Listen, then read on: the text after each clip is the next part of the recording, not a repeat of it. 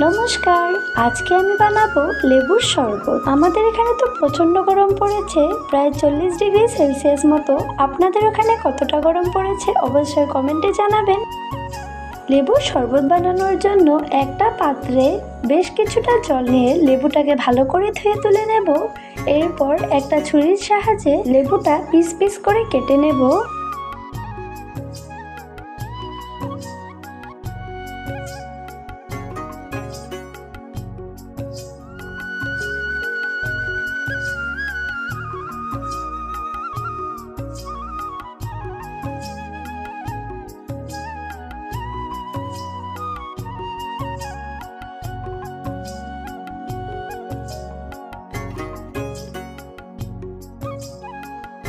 এবার একটা গ্লাসে পরিমাণ মতো জল, বরফের টুকরো, লেবুর রস, নুন আর চিনি দিয়ে ভালো করে মিক্স করে নিলে তৈরি হয়ে যাবে